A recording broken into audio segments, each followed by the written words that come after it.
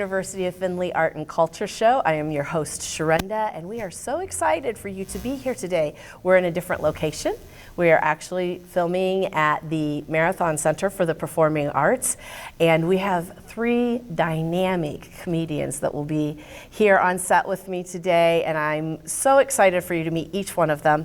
Our first is Warren B. Hall, and we want to welcome you and thank you for being here. I know that since we saw each other last for a production of some type, it's been a few years, but we run into each other in our travels every once in a while. We know the same circles. We do know the same circles. And there's to say that. Well, now we have said that, and we don't have many squares in our circles, do we? No, we got rid of the last guy. So. Yeah, we're good to go. But you've been really busy continuing with your comedy. Yes. And I am thrilled to be able to say that you have now performed in every major comedy club in the United States of America. Almost, yes. There's one they won't let me wash dishes at, but which I never understand that. I never understand that. But it's funny because sometimes you'll call a club and be like, hey, can I get in? Who do you know? Well, I know this person, this person, this person. Yeah, you can't get in. It's like Chappelle wasn't enough of it. So yeah, it's a funny thing. So yeah. It's very political. People don't realize how political it can get. It is. And just like other areas of entertainment, there's a lot of kissing up that has to happen and rubbing in some noses too. I hear there should be, but I'm not doing a lot of nose kissing and baby shaking. So, all right. Yeah. Well, then you have got it figured out, and you need to write a book about that. Maybe I should. So, but with the comedy, in addition to the clubs, you have had the opportunity to travel internationally with a very special group of people. Yes. So let's talk about that a little bit. The military. Yeah. Okay, making sure you meant ours, not theirs. Yes. That's another story for another day. One of my favorite stories to share, I don't know if I told you, I'm one of the few people who can say I was actually heckled by Al-Qaeda. Really? I was doing a show on I did not know that. We were either Iraq or Kuwait. I want to say it's Kuwait. And we're doing the show. And back then, everybody watches the show with a rifle under their seat. Yeah, that can be a little intimidating. It's a little something, right? So I'm doing what I'm doing, and then you hear, boom. Now, because I'm new to the game, I can't tell the difference between incoming and outgoing. So I jump on the ground, right? And they laugh like, oh, that's funny that he did that. It's like, okay, we're joking. And then another one comes in, and it rocks the building across the street. Oh. Everybody jumps up with their guns. They run out the door, and I'm just standing there like, okay, I guess that's over. And this is where I should have dropped. No, 4 dudes sitting in the front row, and they go, keep going. Really? I'm like, shouldn't you be somewhere? And they go, we're cooks. So I did 10 more minutes for the cooks, and then everyone came back, and we pretended like nothing happened. So yeah. Wow. Heckle. Wow. Al-Qaeda. True story. That's crazy. So a lot of times when we hear about the USO tours, we think that you're going to the safe zones for the USO, but they're taking you into some hot zones. Oh, most definitely. Most definitely. Okay. Yeah, there have been people who've been captured while our show is going on, because if they get even a whiff that we're all going to be in one place, they try to do something against it. So luckily, our guys caught them. So yeah, it's a real thing. It's not just nice hotels and whatnot. We're out there in tents. And well, I knew it wasn't nice hotels, but I know that, you know, when you watch the old movies, the black and whites with some of the Bob Hopes and the media made it look like it was still just a show, and you know, and so growing up hearing that, in my brain, USO tours are still, as the media portrays them, everybody's safe, everybody's happy, we've taken them away from the front line for a while. Nope. But now it's better. That was the first time I went, and then I went back 4 or 5 more times, and it was easier and easier each time. So yeah. Because you had a better idea of what to expect. I thought you were going to say that like because I had changed how they felt in the other country. No, no, it just things had settled down more. Settled down. Yeah. Okay. So yeah. Cool. Yeah.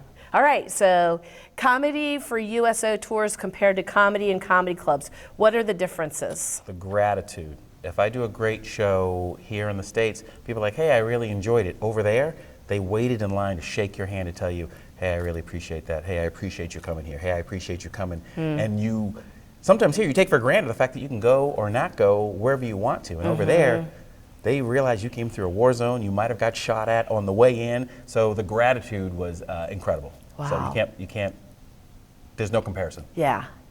And I know a lot of your comedy, you reflect some fun stories of your family and your Right. sons and things Right. like that, your wife. Yes. So these are individuals that are separated from their family. Right. So do you also get some of that when they're coming through to thank you, that they're like, I just relived this memory with my family because of your show. Thank you for that, because you're bringing them a little bit closer to home? I think the greatest compliment and saddest I got, this guy said, "You made me forget I saw death yesterday." And he said it straight but calm, Yeah, and so that yeah. it stuck with me, because that's a big deal. That's a big deal. Yeah. So I did my job. So Yeah. I felt good and sad at the same time. Right. So yeah. Yeah, I would never, Yeah. until it happens, you wouldn't think about that. Right. Exactly. Okay, so we do military, we do comedy clubs. You also do a circuit of universities and community colleges and all that Yes. fun stuff. Yes. So that's a totally different audience again. I think that people forget that as comedians, Right.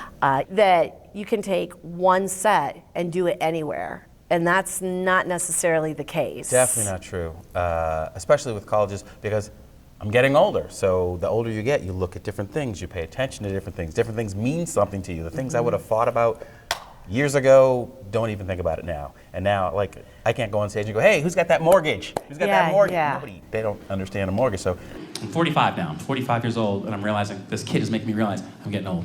Okay, I'm one of those dudes who most of my clothes have superheroes on them. I'm that guy. A lot of my stuff has superheroes, and I'm thinking 45 maybe. It's time to let that go. Decided that the other day. I'm yelling at the 10-year-old, telling him you need to be more mature. I look down, realize we got on the same damn pajamas.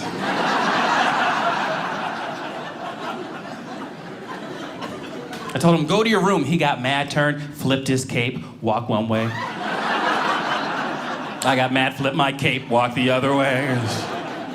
life is different, but there's also things that everybody understands. A good "I got away" story, "I got away with it" story, "I shouldn't have been there" story. So there's still tons to cover that we all laugh at. So, yeah. And relationships. Relationships, of course, everybody, always. Except it's kind of funny. You can't really do wife stuff. I live with a woman because they're like, "Mom," and you're like, "No, sorta, no." So yeah, that's a thing in itself. But Yeah. a lot of it, you get. You can get it, yeah. So what has been let's go with the biggest challenge. What's been the biggest challenge on the college circuit? It's the one thing you remember that, yeah, I wasn't prepared for that. Is sometimes, I guess I'll use the word woke. So sometimes they're more worried about stuff that no one else is worried. I'm a guy who lived whatever I just talked about. So if I'm able to see the light in it, I don't need you to be angry for me. Okay. So sometimes that is a bigger thing than it should be, in my mind, in my opinion. So Yeah. that's a good question. Well, thank you. And I have another one. All right. What is your best memory with the college circuit that you're like, yeah, that totally sticks with me, that was a neat one? Have you ever seen Full House? Yes. You know Uncle Joey? Yeah, I'm actually friends with him. Of course you do, because once you meet him, you can't not be friends with this guy. He's great. So I opened for him in Wisconsin. Okay. And I'm thinking, okay, after the show, it's just going to be over. He goes, "What should we do after?" I'm like, "What?" He goes, "Yeah, what do you want to do?" I go, Dave wanted to "Yeah, hang out Dave with was you. incredible." So Yeah, he's like, he "Yeah." is a good so guy. we went to this little hole-in-the-wall bar, and there's a guy on stage, and he's playing guitar. And all of a sudden, he reaches in his pocket. He goes, "You think he'll just let me jam with him with this harmonica?" And we're like, Yeah, he "Sure." is quite the musician. So he gets up and he shows his harmonica to the guy, like, "Do you mind if I play?" And the guy's like, "Sure, sure." Doesn't realize who it is. So then he's doing his thing, he's looking over, It's and he's Uncle looking at the guy like, Joey. "Oh, like it's him." And he just hung out, and he was so cool. But everybody from the show, of course, follows us over. Yeah. So it was like a big, huge show Jam. party. Yeah. Cool. Very cool. Okay, so let's go to comedy clubs, because Yes. comedy clubs, you have alcohol, you have food, you have all different types of people in there. What's one that you have walked away in your career going, I still can't believe that ever happened? Do you have one of those memories? One of my earliest lessons, and it was a great lesson I had to learn. It was a $20 lesson because I got paid. I was new. The guy handed me the money. I took it. I went outside. I counted it. It was $20 short. And then I went back in. I was like, "Hey, it's $20." And he's like, "Oh, you would short me like that, huh? You'd short me?" And I was like, Lesson learned. Thank you, Yeah, sir. That was yeah. a $20 lesson. I never forgot it. So now I have no problem looking at you. 20 Yep. plus another 20. Yep. That's 4. I have no problems with that now. But it was a lesson. You learn how you learn. So And you're so fortunate it was 20 and not exactly, more. exactly. So yeah. So that's something I'll never forget that. That's.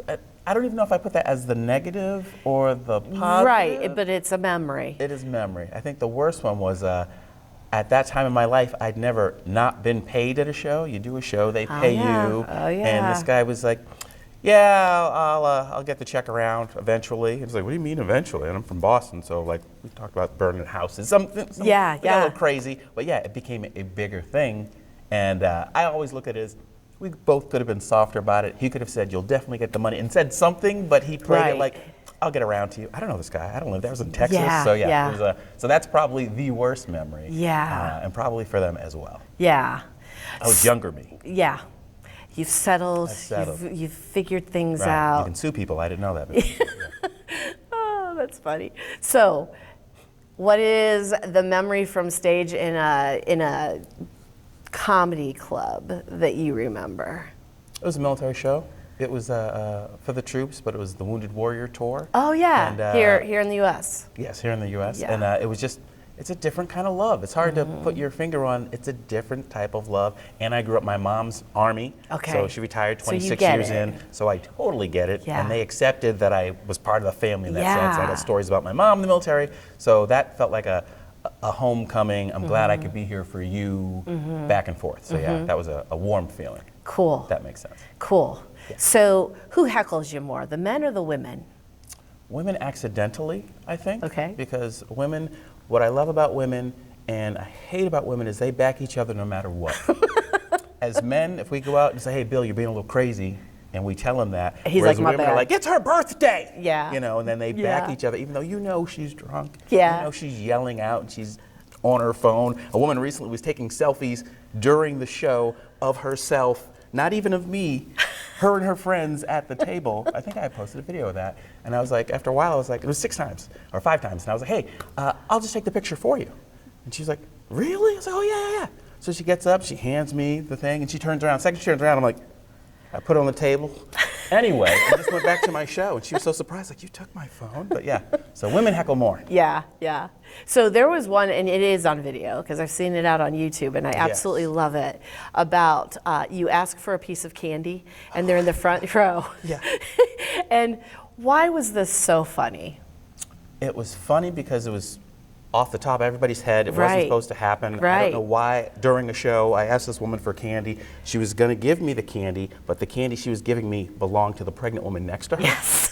And as she was handing it, you hear, "That's mine." Yeah, I was you like, do. I don't mess with. And she She could have was- delivered at the yeah, show. yeah. You could clearly see this. Yeah. And then I was like, you know what? I'll just take that candy. And I think I'd made a racial comment because the candy was brown. I was like, Right, why the right. brown candy? Then we Yeah. all laughed about that. Then I went to eat it, and I had like one of her hairs, but I couldn't see it, and the woman couldn't let it go, and she got up, and then she took plucked it. it off of my face, and I could feel it in my teeth. I was like, what's going on? Why did I take your candy? So Yeah.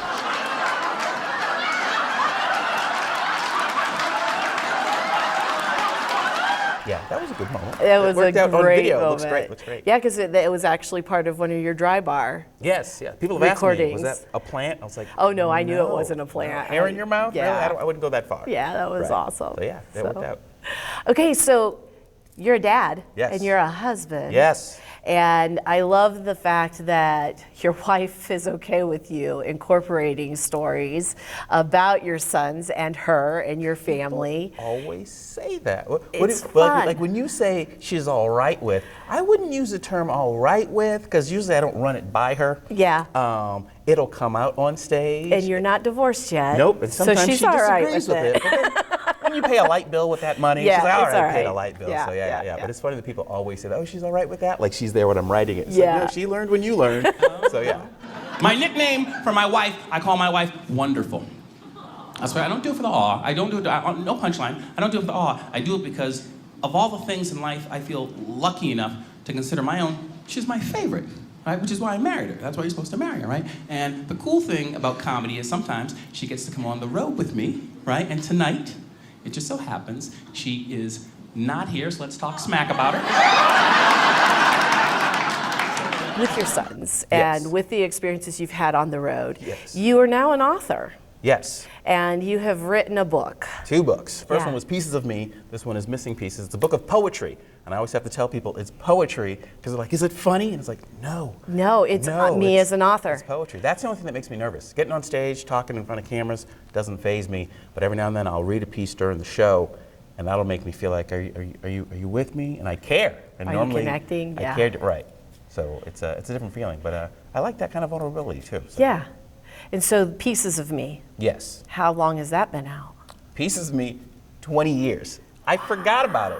It was supposed to be Pieces of Me, Missing Pieces, then the final piece. And I forgot and let 20 years slide by.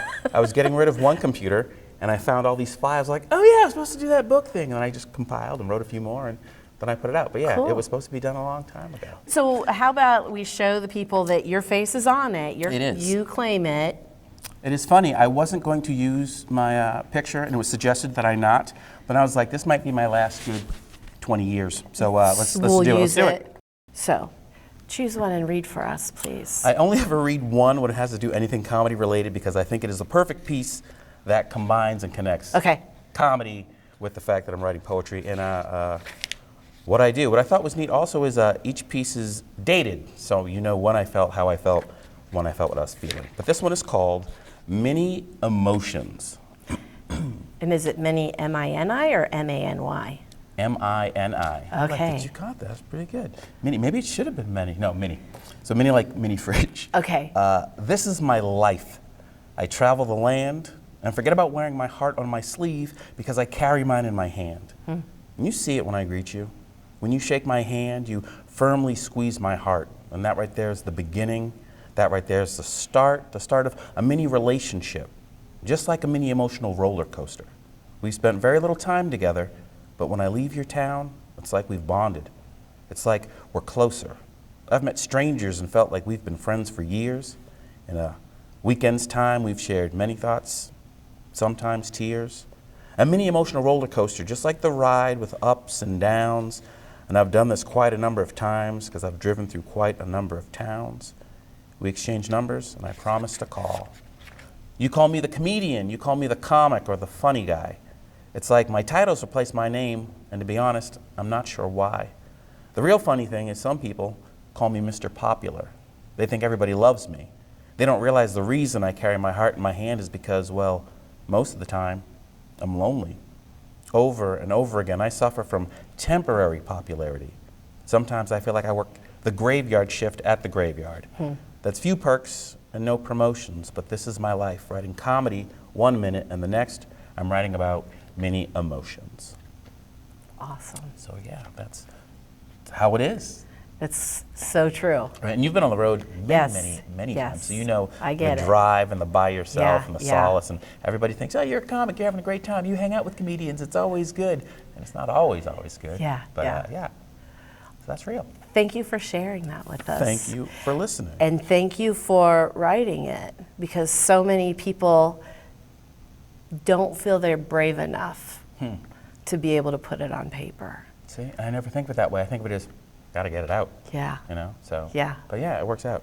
Here's my worry. My worry is, what do people think? It's like when you watch MTV Unplugged. And they're like, you want to hear how we meant the song to go? And you hear it, you're like, that's horrible. I like the radio edit. Yeah, so yeah. it's one of those funny things where, last story, when I wrote the first book, my mom came into town and she was so excited because I gave a copy to my local library. Oh, and cool. she goes, we'll take a picture of it on the shelf.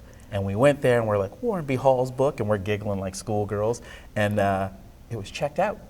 And it never dawned on me That someone will someone check it out. would read it. And then me and my mom are like tearing up at the counter, and the lady's like, it'll be back. It'll be 2 more days, it'll be back. So, but that was a good moment for us Yeah. to not have my book in Yeah, secondary school. very cool. So if people want to connect with you, I know Yes. you're on all platforms of social media. I'm out there. What is the easiest way for people to connect with Warren B. Hall? They want to check out your poetry, they may want to come see you perform somewhere, they may want to book you. How do they connect with you? I always say go to Instagram, that's the quickest. Everybody Okay. does it for the gram. I have a website, I never do anything with it, and it hasn't helped or hurt me. So it's out there. My email's on there if you want to email me, but mainly Facebook, stuff like that. Okay, the so if they usuals. go to Facebook, Instagram. Yes, all Warren B. and Hall. Warren B. Hall. And it's WARREN, B as in capital boy. B. Yes. And then capital H. ALL. But Great. lowercase will be accepted as well. Okay. We just want everyone to know how to spell your name so they find you. Right. And you're also on YouTube. Yes. I'm So everywhere. I'm everywhere. You are, which is why you are super popular. Thank you. I'm getting there. So we want to thank you, and we're going to take a quick break, and we are going to invite one of our other friends to join us. That will be in just a minute. Go grab something to drink and come on back.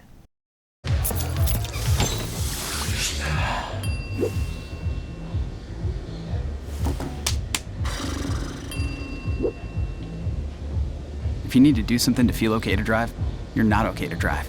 Don't drive buzzed. I'm Sandra, this is Jorge, and we were adopted in 2019. I remember when they first came to us, Michael was already a teenager.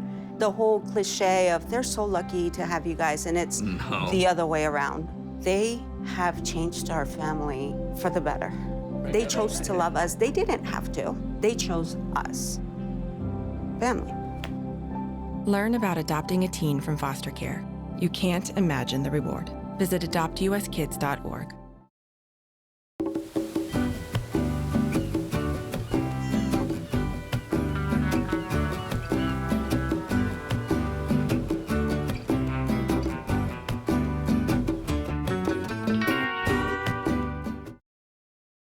Welcome back to the University of Findlay Art and Culture Show. Hope you got that drink, and I hope you're ready to listen to some more fun entertainment from our comedians as we interview Miss Jen Kober. Hello. Hello, welcome to our set. Thank you. This is not our normal set. Yeah, we are in the Marathon Center for the Performing Arts, and they have on the third floor a beautiful art studio where they have visiting artists come in and put their works on the wall. And then anyone can come in and learn and enjoy it. There's no fee for that. A lovely gallery. I feel very cultured right now. So let's talk comedy. Yes. We met 15 years ago. And Back you when were I was a babe. Yeah, 15. I was 12, 13. Yeah, yes. your mom signed a waiver so you could get on the road and start Yes, I got a permission slip. helping everyone laugh across the nation.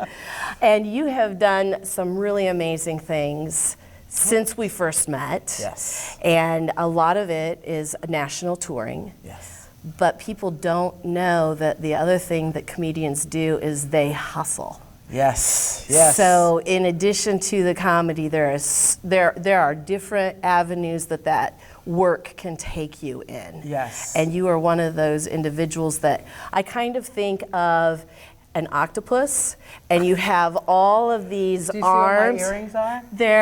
Are they crabs? It's octopus. Are they really? They're octopus. I have a thing with octopus. That is really Octopi. I don't know what the plural is. That's funny. But that's what I think about, because you're always moving out in different directions, but you stick to things. Oh, thank you. And you make things turn to gold, to platinum. So I'm a magic octopus. I You like are. This, I like this analogy. You are. Yes. So let's start with comedy, because that's really where you started. That was your love, your passion. Yes, it is my bread and butter. And when I open the door to my apartment, my little cleaning lady is there.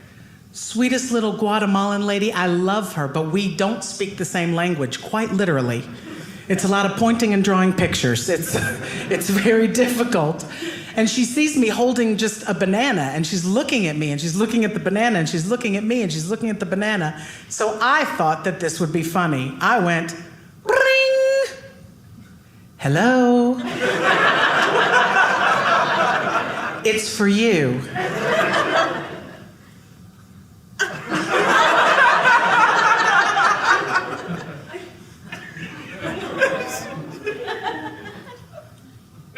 Hola.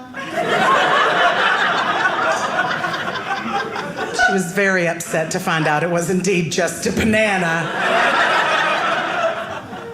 She started to say bad words to me in Spanish. I don't know what gordo means, but I think it's pretty. I think that's what it is. So I'm touring a ton. I have lots and lots of dates coming up. I just got a residency with Cirque du Soleil in Las Vegas. I know, I'm so excited for the you. Mad Apple show there. And that's So at New York that's at Casino. New York Hotel, Resort, and Casino. Yes. And I'll be there. I start tomorrow, Yeah. and I will be there through March. So let's, for our viewers, tomorrow is going to be January 21st. Yes. So if they are in the If you are area, anywhere near Las Vegas, January 21st through March through March 10th, 10th. I am there. Go and So see you. Come see me. I will be there 5 nights a week, 2 shows a night. We're only off on Wednesdays and Thursdays, and on those days I'll be flying to other gigs. Yeah. Yeah, I'm going to be going back and forth to Minneapolis and Illinois and Nashville. So I have dates, in between this. So it all just sort of lined up and worked out. Yeah. God bless America. And I had just taped a half-hour Special in LA. I taped a half-hour special in Las Vegas. Okay, In sorry. April. So Brad Garrett produced that one. Oh, fun. And he's going Such to. a good guy. We just sold it to 800-pound Gorilla Media, so that's going to get distributed. I don't even know how or where. I'm not sure. He's how taking care of that. Yeah, I'm not sure how the Gorilla works, but when they tell me something, believe me, I will shout it from the mountaintops. Yeah. So that's supposed to happen in March. Then I just taped an hour-long special in Okay, Louisiana. that's what it was. In my hometown. Yeah. Completely self-produced.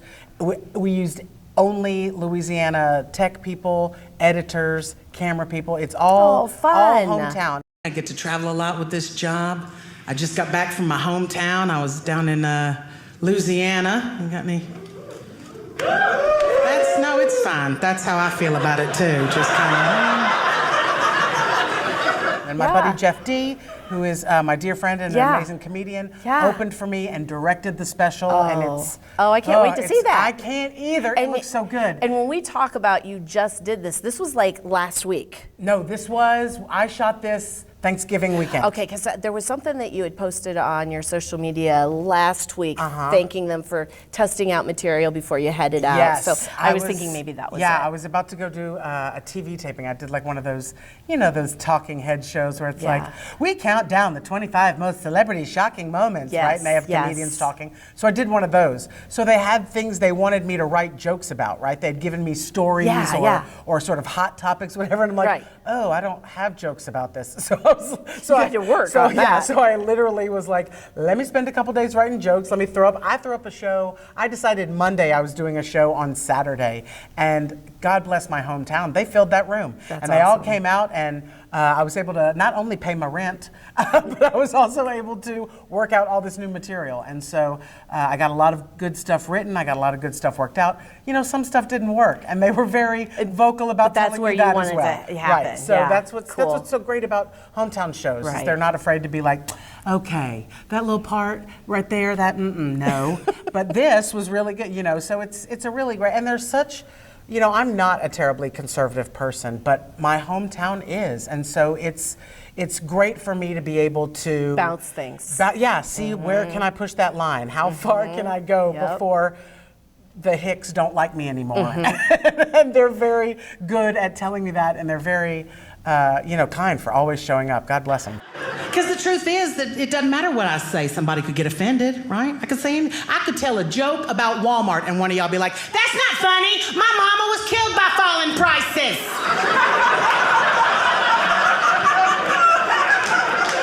That's why that smiley face wears a hard hat, because of my mama. I didn't know.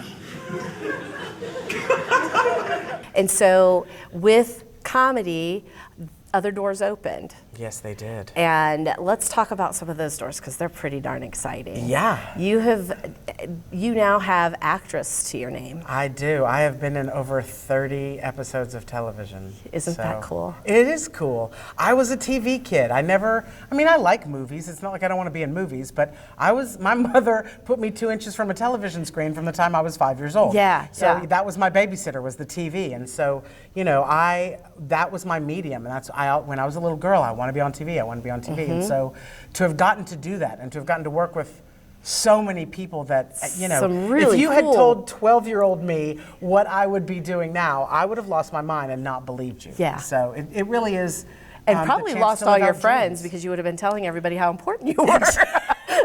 It would have been really bad for you. I don't know that anybody would have bought that, but yes, you know, I've been very, very lucky, and I've worked with incredibly amazing, talented legends, people that are Oscar winners and such, and it's just been an incredible ride, and I look forward to doing so much more of it. Well, in one of the shows that you were on, that's a hot topic, people love it in the college community, and since we are in a college community, but it's tied to Star Wars. It is. And it's tied to Disney Plus. It is. Tell us about that. So I'm on The Mandalorian, which is, I was never a Star Wars fan. I mean, I saw the movies, but if you had asked me what it was about, I'd be like, okay, there's a girl with some cinnamon buns on her hair, and there's a Sasquatch dude, and then the lightsaber fella, and the black guy is the father. Like, that would have been my summation of that movie. You know?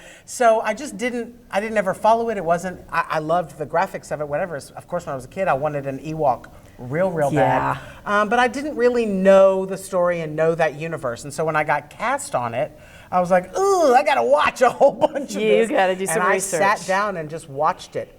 And it took me a minute because everyone's wearing a helmet. So it was very hard to keep straight. Who's who? Because I can't see anybody's face. Yeah. And, you know, there's all kind of different planets and they're using words I don't understand. And so it was, but once I got into it, and I don't want to spoil anything, but at the end of season 2, what happens is a fella who I knew shows up. And I was like, I know him! Like, I'm screaming at the TV, right? And so I joined season 3, and it was the most fun I've ever had on. I mean, when I came to the set, they were like, would you like to go see the set we've built for this? I was like, yeah. So they, you know, and you're like inside a Star Wars toy. Yeah. Right? My little brother had one of those, you know, Millennium Falcon things, right? When he was a kid. Yep. And here I am like inside of something that looks very similar. It was very cool.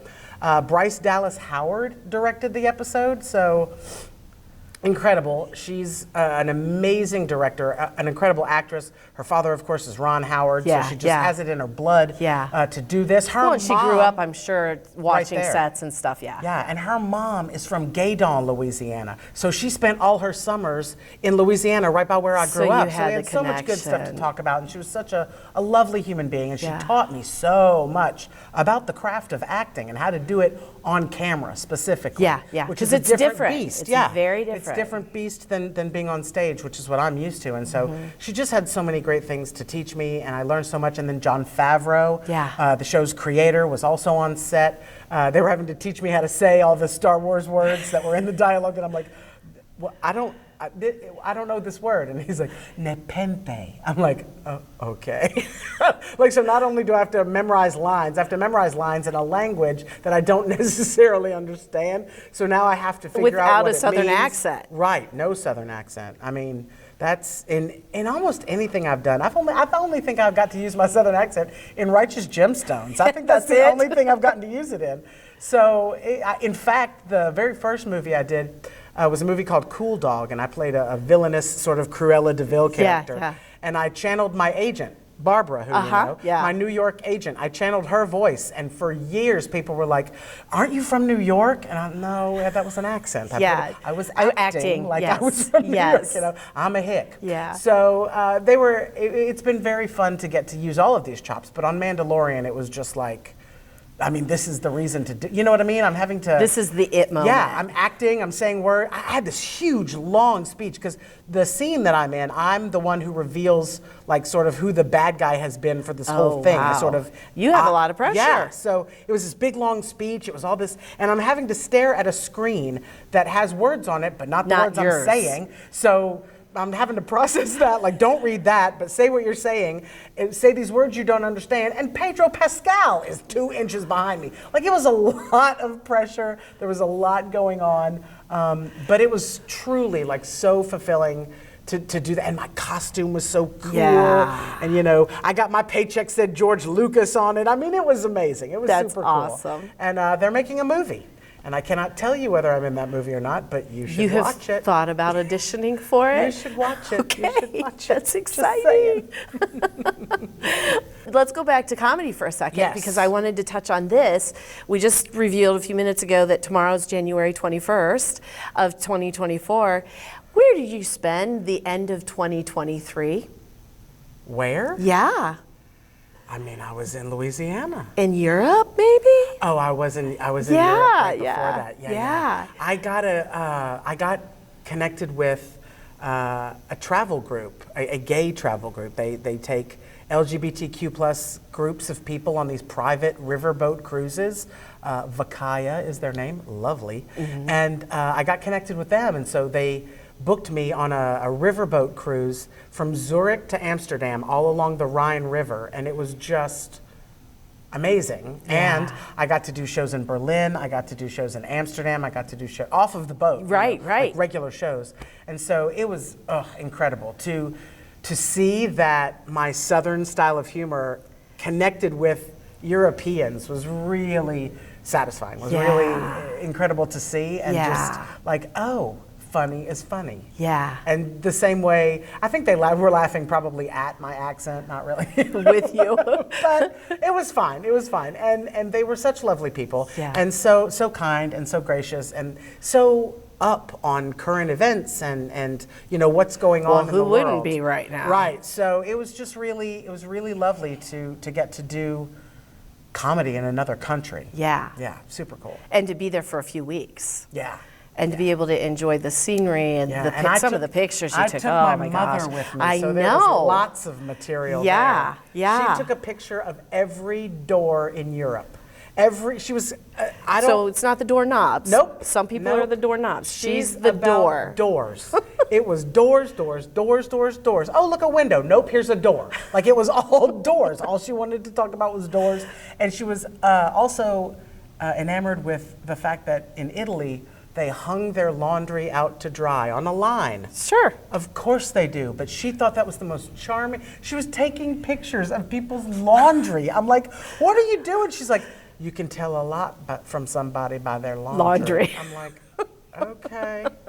So I got a lot of material just by traveling with so her. fun. She's like a giant drunk toddler with an Amex. Yeah. Like she just, there's no controlling her. She's walking through cobblestone streets. She has like a bad leg, but she's going. Yeah. She's going. You're like, Mama, wait. You lose her in a crowd. You know, she's just, come on. So she was just all adventure. And I wrote probably an extra half hour of material just on the travels with my mother. That's awesome. Yeah, it was great. Well, and I know she's so proud of you. She is. So the fact that you had that opportunity to be able to spend that with her and her to see you in action in another part of the world, what a huge compliment to her. Crazy. You know, the point of pride. Yeah, it was that good. she got to experience that with you is very, very special.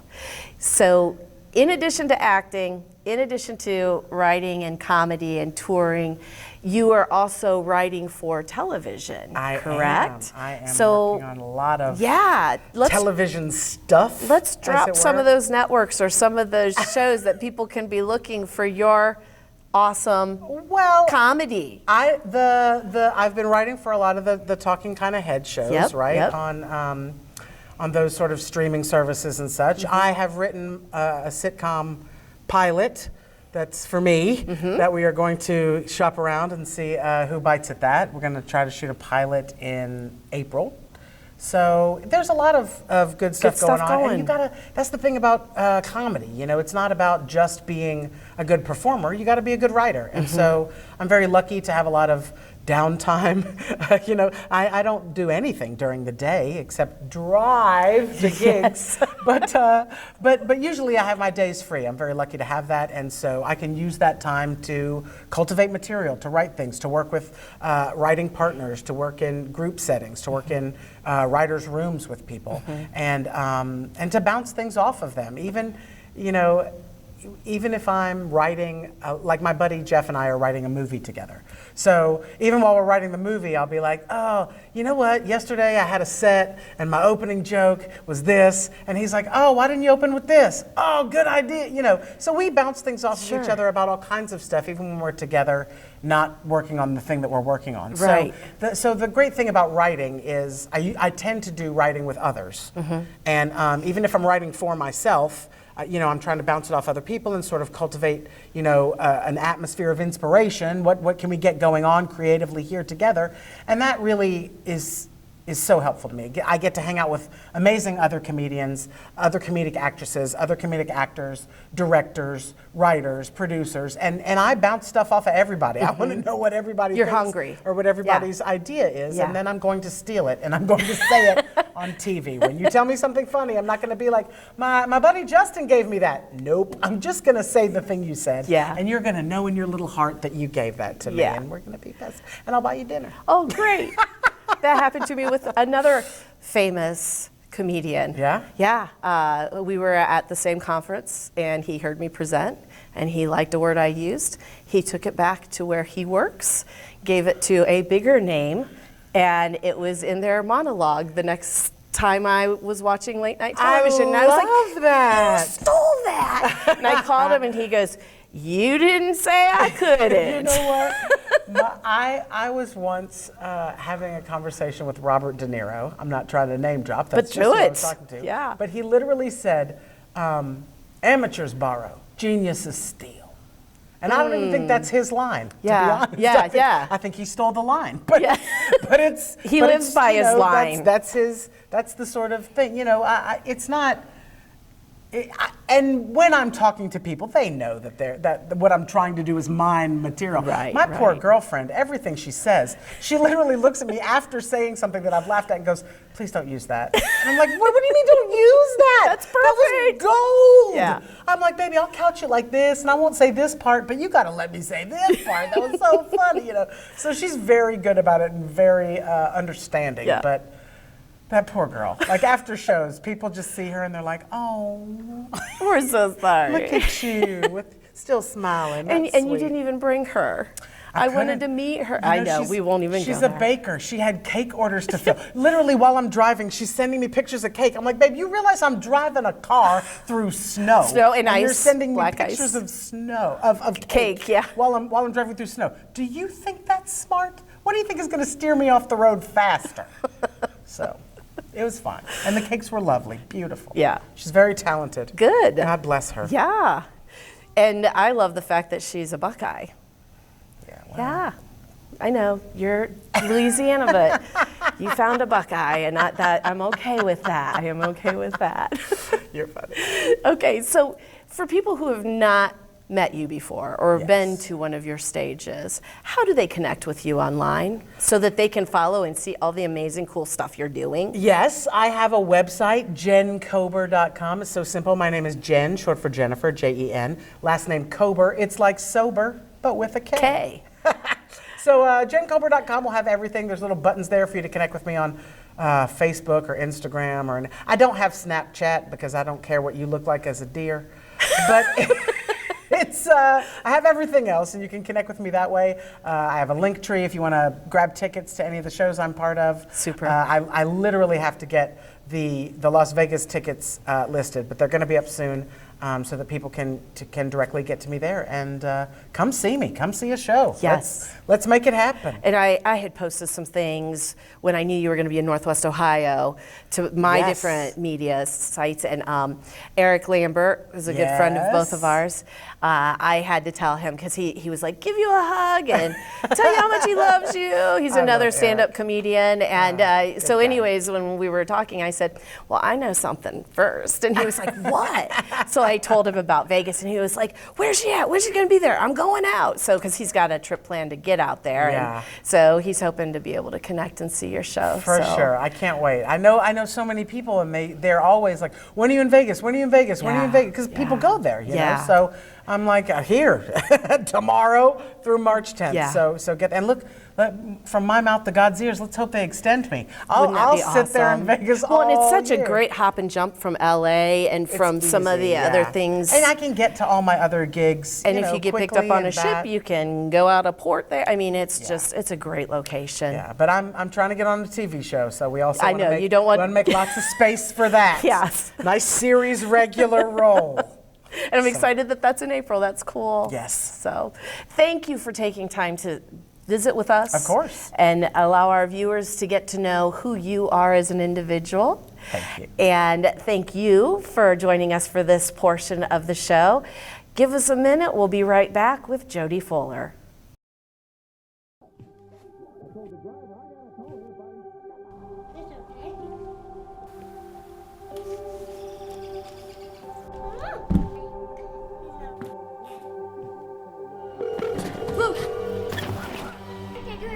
Where's your emergency?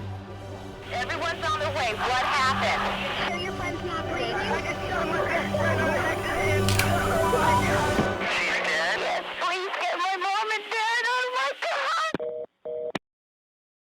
God. Why do you want to go to college? To become something more? To find your line and go beyond it? To make someone's life better? To start on a path to a productive career? That's why the University of Findlay is here. Since 1882, a community of passionate learners, inspiring the best in each other. Welcome back to the University of Findlay Art and Culture Show. I am your host, Sharinda, and I am so thrilled to be welcoming to our set today, Mr. Jody Fuller. Welcome, Jody. Hey, thanks for having me. You had a long trip in. Yeah. You actually drove up from Alabama for this interview, right? Yes. Yeah, that's quite a ride for an interview, so thank you. Well, hey, anything to be here. I knew there was lots of bad weather between here, and so I didn't want to take the chances of flying, so I drove. Well, yeah, because you had a tough experience last weekend or the week before. Delay. Yeah, I remember. So I learned my lesson. You're like, just get in the car and go. That's right. Well, and you got to stop in Cincinnati and enjoy your skyline. I had me a skyline chili dog. Yeah. It's good. And then I put it on Facebook. Everybody's, oh, you should have tried this, that. I'm like, no, just this let me is be happy. mine. Yeah, this is my happy with my spot. chili dog. That's right. And I think it was 10. No, I know it was only 3. Only 3 this time. Yeah. But I got to head back through tomorrow, so. You'll get some more. Yes, You'll get yes, some more. I will. So, you are a stand-up comedian. Mm-hmm. You are also an author. Mm-hmm. And I would love to talk to you about both of those things. All righty. So, you're also a soldier, a Retired. veteran. Yeah. Retired major, retired Army major. So Yeah, so we're going to talk about that a little bit too. And a dad, that's the most important thing. We were going to get to that. I just wanted to make sure that didn't get left out, because that is. That's the highest one, Yes, right? hands down. Yeah, and she's beautiful. Thank you, she is. She is a little princess. She looks like her mother, so. Yeah. Yeah. So let's talk about comedy. When did you decide that you wanted to do comedy as your profession? Graduated college August of 2001. Mm-hmm. Didn't know what I wanted to do. 9/11 happened. Decided to go back into the Army. Mm-hmm. I'd already been in prior to then, and had some time between. So I tried an open mic, and went there, and fell in love with it the first time. And it went really well the first time. I remember it went so well, I was leaving, going to my car, and they came running after me. They said, Jody, Jody, Jody. I'm like, yeah, this is good. They said, you forgot to pay your bar tab. So that's a true story. And then, but I was still set on, of course, going back into the military. So did the military, did the comedy as much as I could. And while you were enlisted? Yes, while I was in. And then I left active duty in '06, but still continued to serve in the Guard, and then transitioned to the reserves in 2014, and continued to do comedy and speaking. I do a lot of keynotes all over the country. Yeah.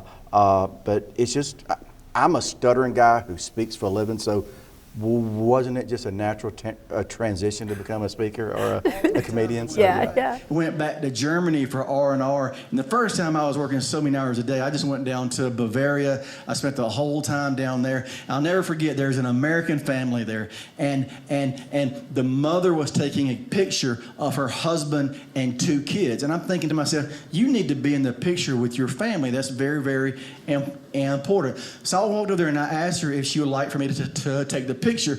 And I guess I was stuttering pretty bad. I don't hear it the majority of the time. I've been doing it for 47 years. But she looked at me kind of funny, but she said, okay. So she handed me her camera. I took the picture. And when I did, she came to get it back, and I handed her the camera, and she squeezed my hand and said, "You speak very good English."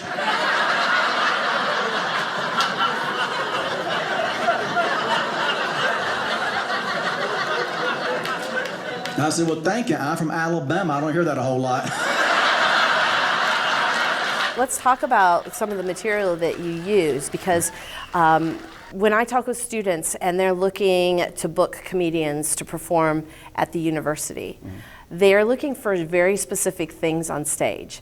And sometimes what I hear them say is that if the individual has what the world would say is a disability, are they making fun of everyone with that disability? Are they acknowledging that it's something that is their disability, or is it a special ability? And so that's always a conversation that's had. And you've mentioned you are a stutterer. You were born and learned at a very young age that pronouncing words was difficult. And so was it easier to say, okay, this is a challenge for me, so I'll write it into my comedy, or how did that come about? Very organic. So initially it was just all comedy, is telling like funny stories that happened to me. And again, it was about me. I wasn't projecting on other people, trying to make fun of other people. And I've always called it embracing my uniqueness. That's what I call it. Right?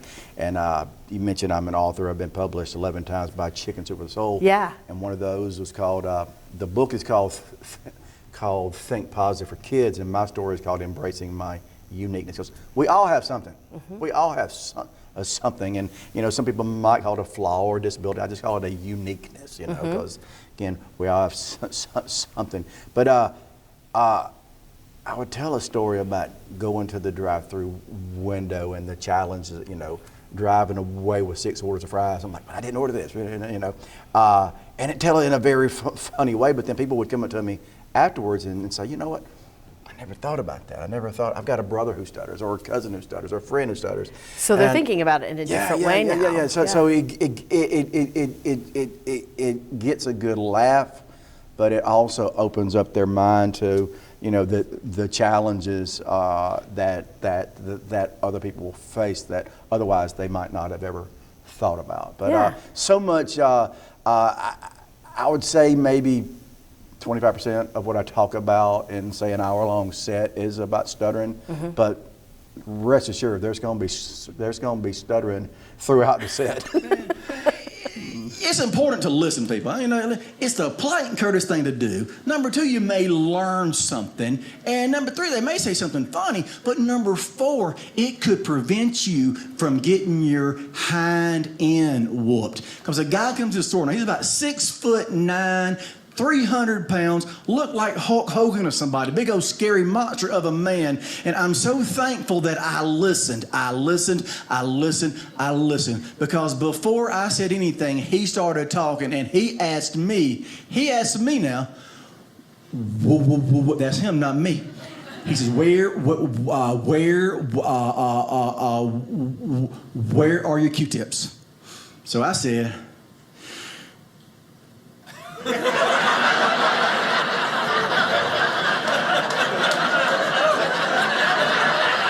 We've been friends for, I think, maybe almost 20 years. Something like that. Yeah, and so we've had some really great opportunities to visit and get to know one another. And one of the stories that you have shared, both on stage and in person, that I really enjoy, and I'm wondering if you could tell us a little bit about it now, is the time that an individual was on the plane with you and kept trying to give you your words. Because I thought about it even when we had dinner the other night, because you were saying something and I jumped in and I was like, quit doing that, and I didn't even realize. It's just human nature. And, so, but then after I caught myself, I didn't do it anymore. It just happens with people who stutter a little more often, I think. So one of the biggest pet peeves is when somebody wants to finish our sentences or our words for us. Now, honest to goodness, sometimes, if you know, I'm going to say spit it out, because that'll save me a headache or something. But I was flying out to do a gig in Las Vegas, and I was sitting next to a sweet lady, and she wasn't trying to be ugly. She was not trying to be ugly. She just didn't know any better. Right. But she's like, so where you staying? And I said, I'm staying at the and she said, MGM? I said, no, ma'am, no, ma'am. Because see, when you stutter, you might get stuck on this one letter, but you can quickly transition to another one really quickly, right? So she said, and then I said, no, I'm staying at the She said, Mirage. I said, no, ma'am, not there either. I'm starting to get a little frustrated. Yeah. And I said, I'm staying at the and she said, Monte Carlo. I said, lady, this ain't named that tune. You ain't gonna win nothing. I said, I'm staying at the Bellagio. I really threw her off there. I was really staying in Mandalay Bay, but you weren't going to tell her that. I wasn't going to let her know that it was an M. Yeah, so what was her response when you said that? She just looked at me kind of funny. Yeah. But she's, oh, okay, great. And I said, she's a sweet lady. And it's fun that things like that, you can find a way to use it in humor to help educate. Yeah. So someone else that's part of a lot of your stories is your father. Yes. He was very special. He was a big influence in your life. Yes. Could you tell us a little bit about your papa? Yes. So great parents. But they divorced when I was 2. So my dad was blind. He was juvenile diabetic, and he was blind.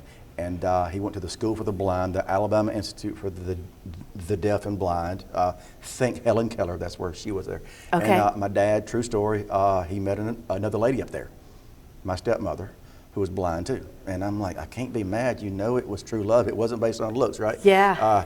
But he's he was an inspiration, because even though he was blind, he went to work every day. And my brother and I, the times that we got to spend with him every other weekend, and then in the summers, holidays, or whatever, we get to see him go to work every day. And that set such a great example for my brother and me. And he died when I was 8 years old. And I don't say that to sound like a pity party. It's just that I'm 51 years old now. I know I don't look it, but I'm 51 years old.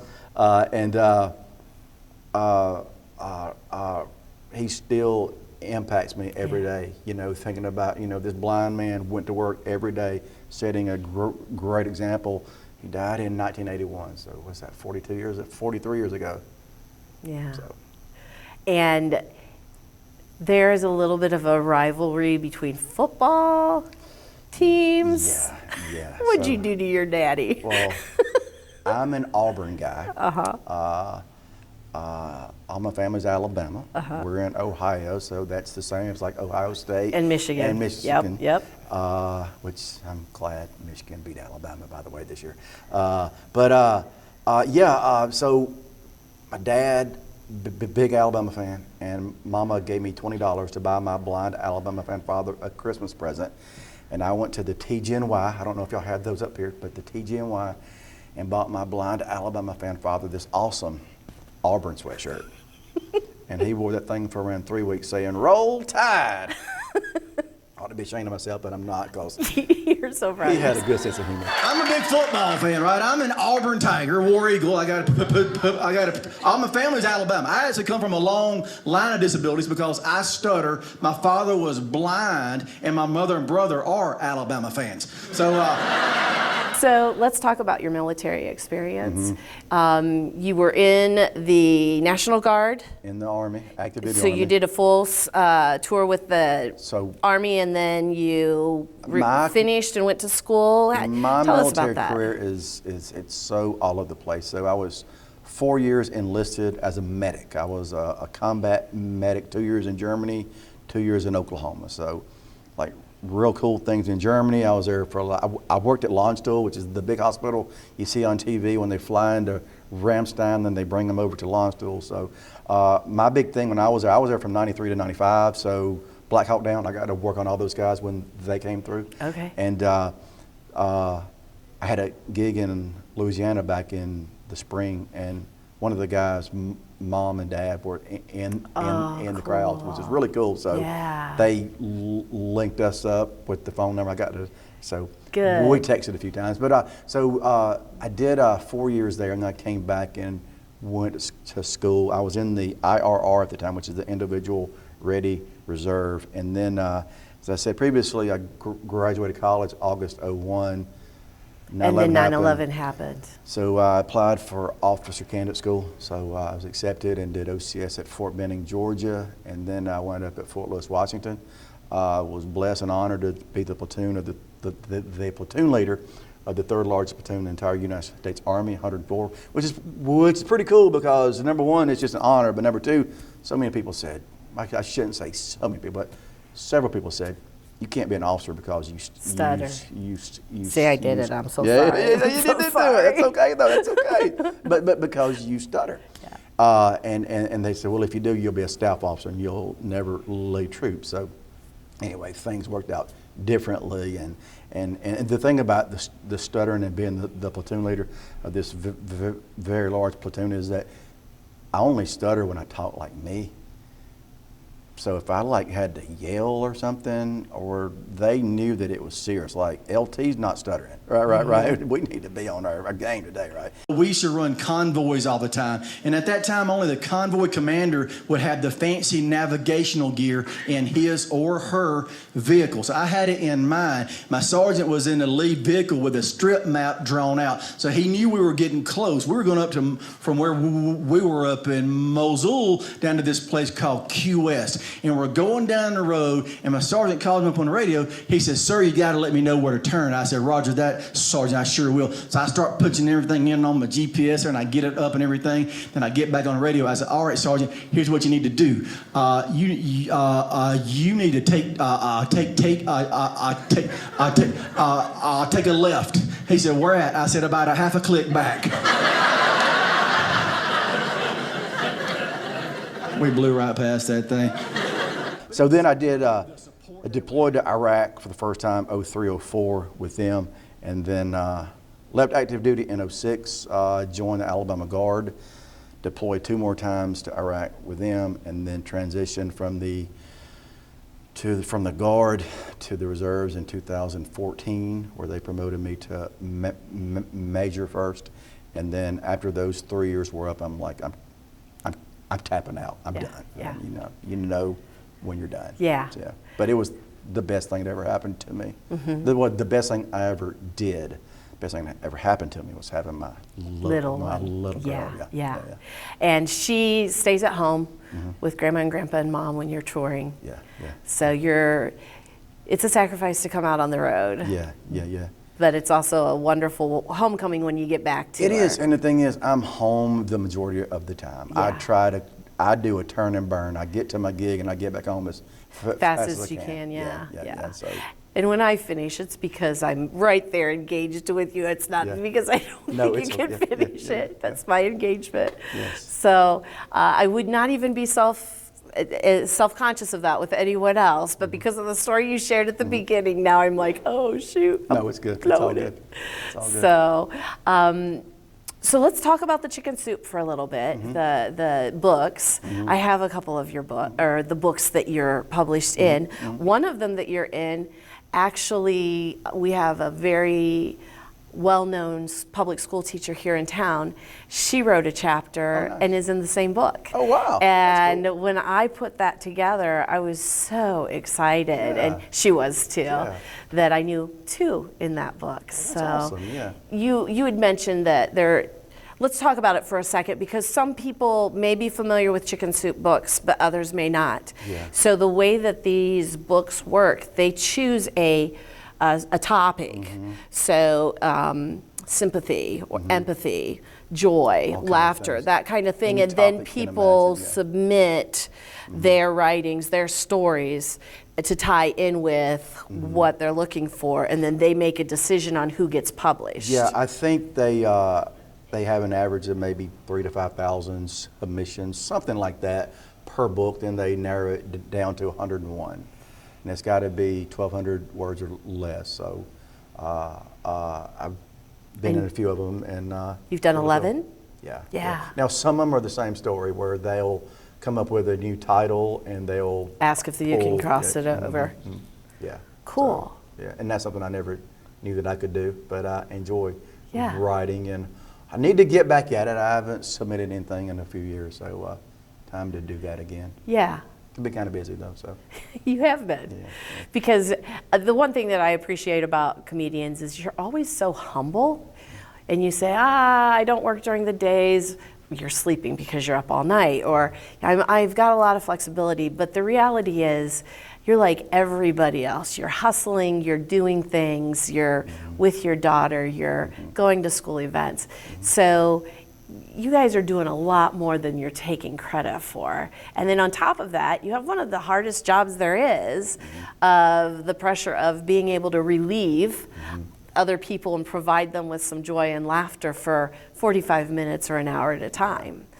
And so you need that time off to recoup, so that you can be just as refreshed and ready to make the next group laugh.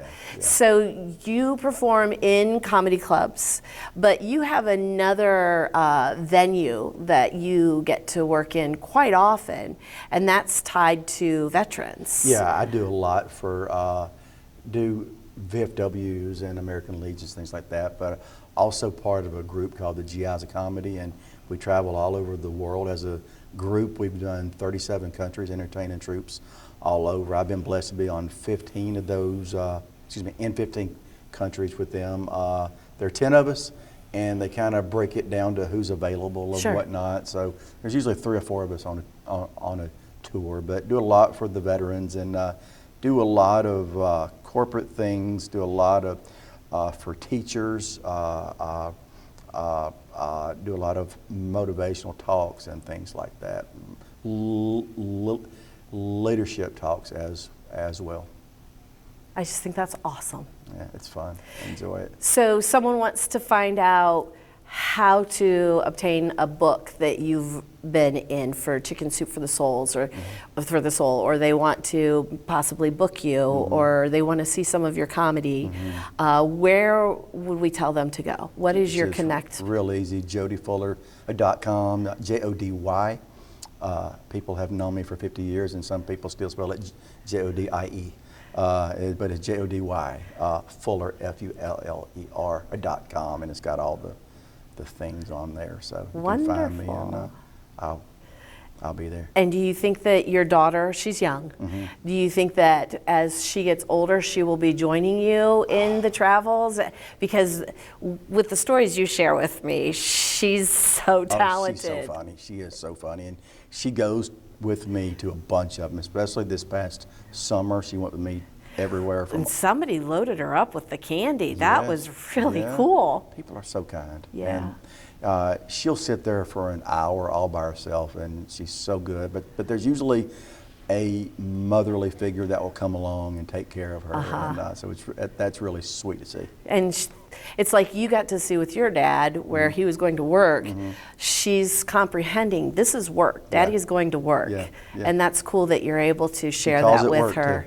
Yeah. Like, Daddy, I want to go to work with you. I'm like, come on, baby, let's go. That's awesome. Yeah, it's pretty special. And you are friends with Warren Hall. Yes. He was on here a little bit ago. And you were mentioning that this week it will be the 20-year anniversary of when you first met him? Next month? Okay, all right. I was in Iraq as a soldier, and he was on a comedy tour. So I got to, everybody knew that I was dabbling in comedy. So my battalion executive officer, he had me lead the convoy to go pick up the comedians at the base across the road from where we were. So I got to go and pick them up, and I was cracking jokes the whole way back, and they said, hey, do you want to open up for us? So I got to open up for those guys there in Iraq. And then, how cool. Yeah. So I've known Warren for 20 years next month. And we've seen each other a few times over the years. We had an event in Las Vegas together many years ago that we were on the same car there. So yeah, great guy. It's always fun for me. Once a year, we get to visit with and interview 3 comedians within one episode. And it's always so fun for me because the world of comedy can get very small, but it can also feel very big and very lonely. So when people that have connected and worked together have become friends, and this is their homecoming, their time to see each other again, that just makes it even more extra special. Yeah.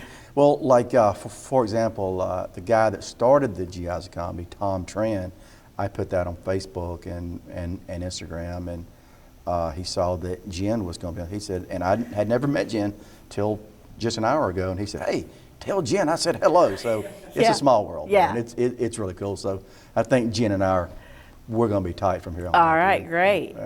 It's all good. You meet a lot of good people. Yes, you definitely do. There's that Luke Bryan song, I believe most people are good. That's my motto in life there. Yeah. It makes life a little bit easier on some difficult days. That's right. Yeah. Yeah. Well, thank you so much for being in the studio, and thanks for having me. You are very welcome. Thanks for driving so many miles to be here. That's right. And best of luck with the rest of your tour. Thank you. We're just starting in January, so you've got a lot coming up, a lot of exciting things, and we look forward to following and celebrating your accolades as they come in, because I know they will. Well, thank you so much. I appreciate it. You are very welcome. Happy to be here. Thanks. And we thank you for joining us today, and we hope that you will go and check out all 3 of these amazingly talented comedians, as well as many other hats that they wear. Until the next time, be well.